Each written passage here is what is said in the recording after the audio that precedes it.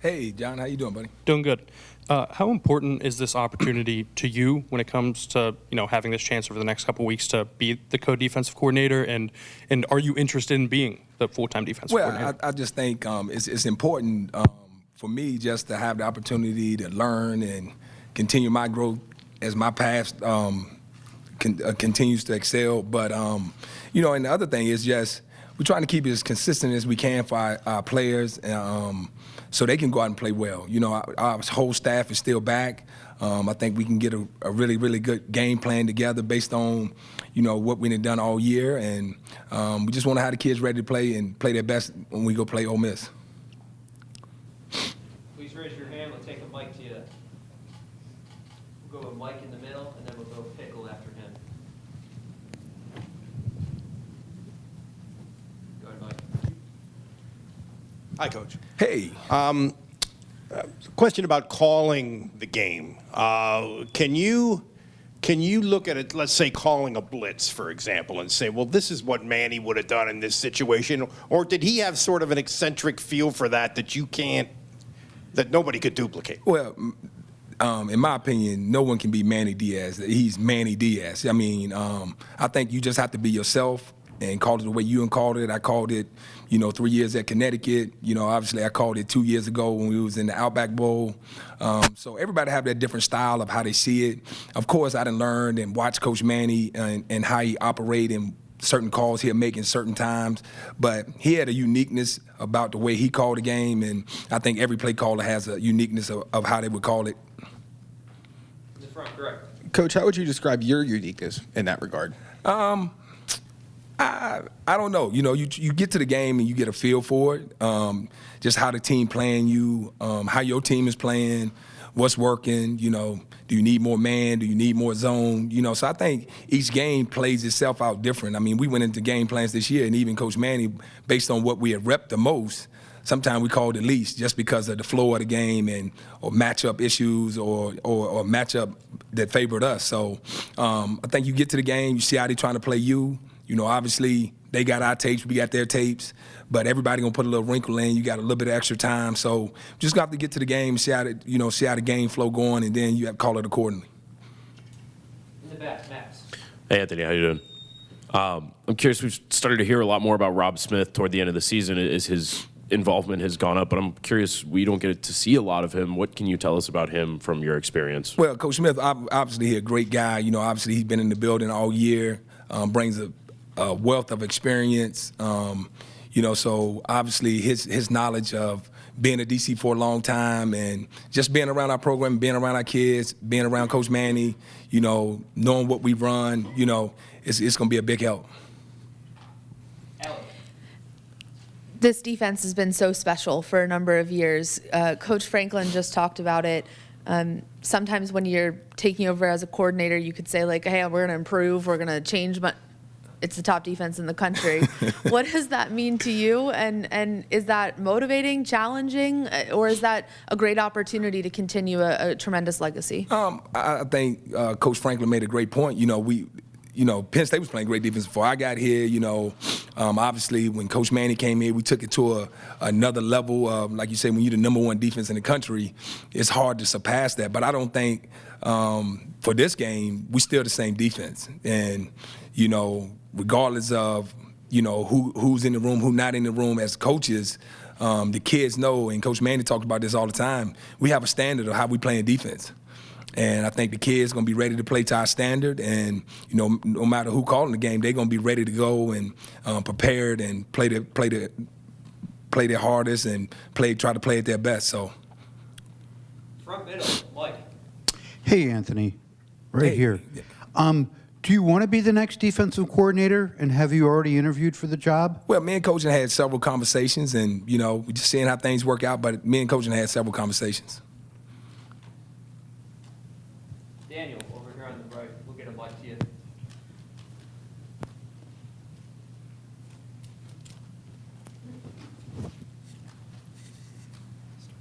Kind of throw me off because the voice come from there. And I'm looking here. Anthony, earlier James mentioned in terms of the transitions between a defensive coordinator for the players. He said that after Brent Pry left 2 years ago, that the relationships were so deep that a lot of players were pretty upset. How have you seen these players handle Manny moving on? What have the last couple of weeks been like? Yeah, I think the kids, look, we got to give the kids some credit. They can see and read, and with social media nowadays. So I don't think they were shocked. But obviously, like, we with these kids a lot, and Coach Manny was, excellent with them. Had built great relationships. I think that's why we played great defense. Our whole defensive staff, we hang our hat on the relationships we form with our players, not only just when we coaching them, but off the field. And the kids hurt that he left, but they know, again, that we have a standard of how we play defense, and coaching done a great job of whoever he brings in, getting great leadership and great relationship building in the room.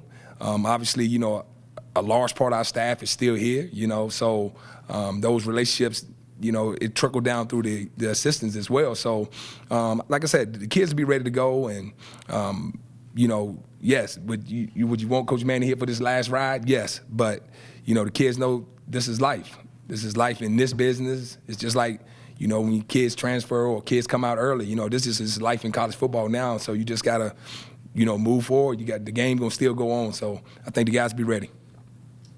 In the front, Greg, and then Neil. From a game prep perspective, will you be upstairs or on the field for the Peach Bowl? And then where are you guys at in the game prep process, considering you've been on the road for 2 weeks, but the game's also 2 weeks away? Well, I heard y'all say Coach looked terrible, so I was with him. So I hope I look a little bit better. But obviously our GAs and analysts been back breaking the tape down. We watching it whenever we had a chance when we came off the road. We really started grinding it. We started grinding this morning. We'll start grinding tomorrow. So really our prep will start the nuts and bolts and trying to get the game plan together. It'll start this weekend. And like I said, we didn't have practices and start putting bits and pieces. We didn't see what they do. But now we'll start to drill down on it, starting today and in the following days. We'll go Neil and then Shane. Actually, Greg took my question, but honestly, you look great, though. Oh, appreciate you. You played for George Welsh. Did you have much appreciation for Penn State before you got here? Were there other Penn State people who influenced you along the way? I really knew what Penn State was. I really didn't understand how we did business at UVA until I got here. The no names, we didn't have names at Virginia. We always wanted names. We had to wear black cleats, no facial hair. So, when I get here and I hear how Joe Pa ran his program, it was like, wow, like I really was playing in a mirrored program. And I was fortunate to be able to play for Coach Welsh, and he had a lot of people in Virginia that had Penn State ties. So I knew a little bit about it, but it really dawned on me, and I really had an appreciation for what he had taught me when I got here once I learned more. In the back, Shane. Coach, obviously with the Peach Bowl, you get a chance to see an SEC team in Ole Miss. As a team in the Big Ten and the reputation from the SEC, how excited are you for that test? And then what are some things that you've seen from Ole Miss early in prep? It's always exciting when you can go down into the South and play a team like Ole Miss. Offensively, they got really good skill. They got a great wide receiver, got a great tailback. Really, really good quarterback, really good O-line. So it's going to be a challenge for us. They got skill. You can tell they've been recruiting well. Obviously, you're going against Coach Kiffin, who's been calling the games for a long, long time and does a great job with his team and getting them prepared to play teams. So, you just start watching the tape and, we're going to have to be ready to go. Audrey? Hey, how you doing? Hey, Audrey. I wanted to ask about KJ Winston. Obviously, as the season progressed, how do you feel like he's played, and especially toward kind of the end of the season? Well, early on in the season, he's trying to find his footing, being a first-time starter.